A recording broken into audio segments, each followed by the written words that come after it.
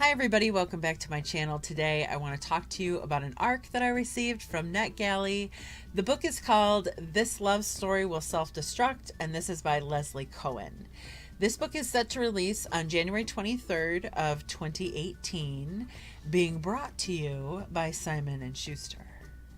The story's two main characters are named Eve and Ben, and the book spans several years and starts out with Eve and Ben attending the same college in New York City.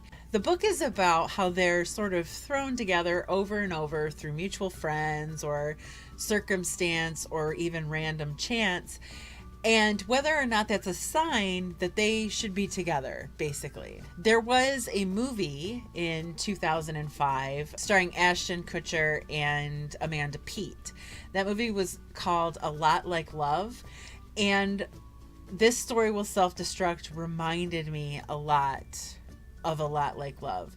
There were two people who sort of met randomly and ended up reconnecting over and over and over again through a span of several years and decided whether to be together or not be together. I don't want to spoil anything.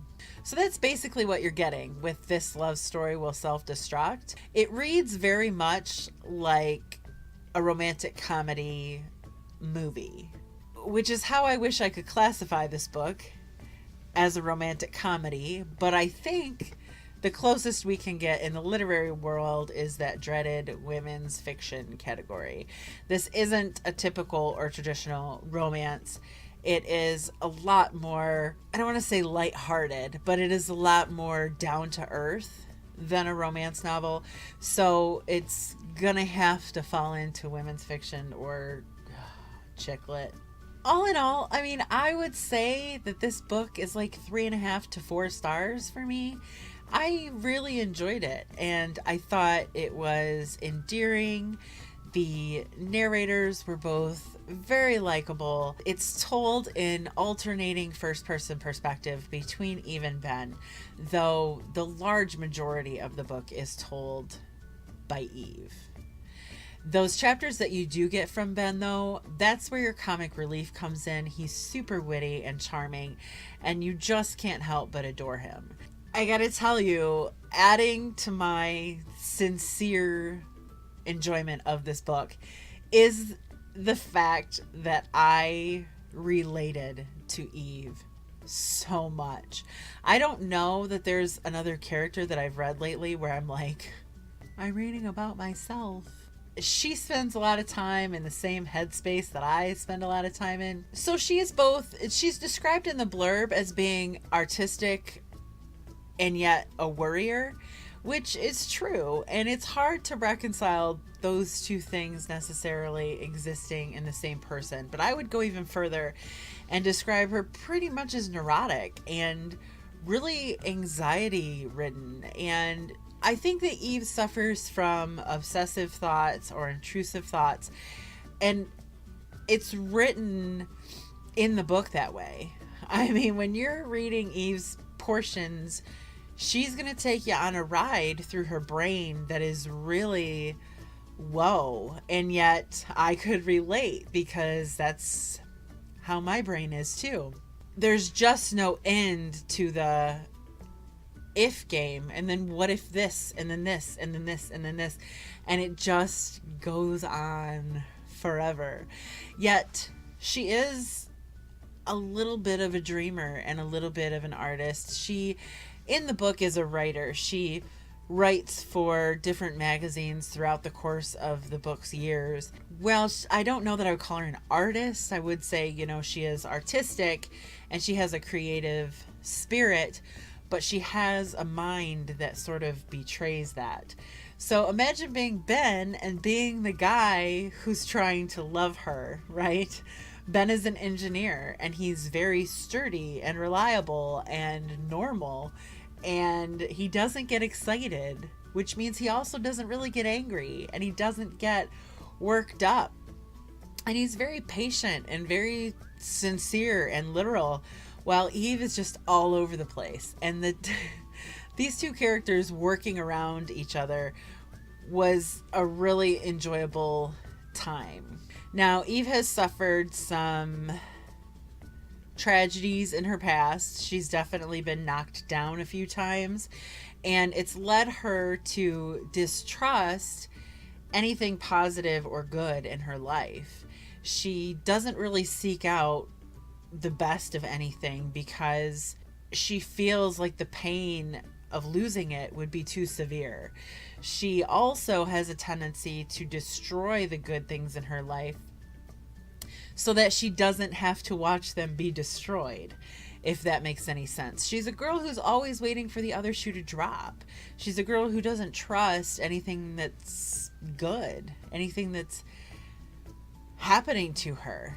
And it's not that she doesn't think she deserves it. She just doesn't think it's in the cards for her. It's not a matter of self-esteem. It's a matter of likelihood for her. It's what her past has shown her, that the good things in her life get taken away, that her father leaving her, that her mother dying, all of these things, you know, that she relied on and that she was heavily influenced by and that really brought something important to her life got taken away from her. And so that's just how she thinks life is. In Eve's mind, she doesn't want to grab hold of anything too good because she's going to lose it, and losing it would kill her. The more special something is, the more it's going to hurt when it's gone. That's how she thinks of everything. I relate to that. I'm not going to lie. I had a very crazy, anxiety-ridden ride through my 20s, and it looked a lot like Eve's story.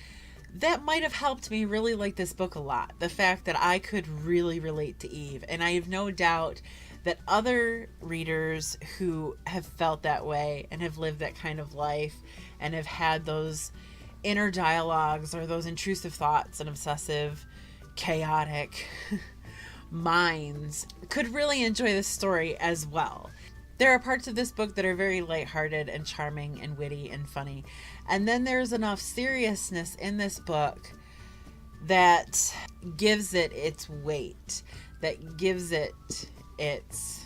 I'm just making stuff up. So while I very, very much liked the characters in this book, I guess what's holding me back from thinking it's phenomenal is that there wasn't a ton that happened in this book. It was a series of events, a series of snapshots throughout, 10 years or so of two people's lives. And so it's not a plot driven book. There's not a lot of action. There's not a lot of things happening. And there's not a lot of dramatics either. Even our conflict between Eve and Ben is relatively minimal. I think that the most affecting conflict exists between Eve and her father, who left her when she was young. By the end of the book, I didn't feel like that conflict had enough of a resolution for me. So when the only conflict isn't really addressed well enough, then it makes the story feel a little bit flat. Like, okay, it's great that we're learning about these two people, and believe me, they are great two people, but there wasn't a ton happening with them. And so I just love these two people, but I wish that I had more bang for my buck in this book, if that makes any sense. I wish there were a few more plot elements. There were a couple of opportunities in this book for the author to really flush out a conflict, to really make something a big deal. And where I thought there was potential for conflict, which would have added exciting story elements, they weren't explored to the extent that I wanted them to be. Are you picking up what I'm putting down? This book also deals with some heavy real life subject matter, and I talked about this recently when I discussed The Ones That Got Away by Ronnie Lauren. That book addressed survivors of a mass shooting. I spent a lot of time in my review talking about the relevance of writing about that subject matter, and This Love Story Will Self-Destruct also addresses something that's pretty scary to address in a work of fiction, and that is September 11th. I have wanted to insert September 11th related subject matter into my works of fiction in the past. And I've been afraid to. I've been worried that it would be exploitative, right?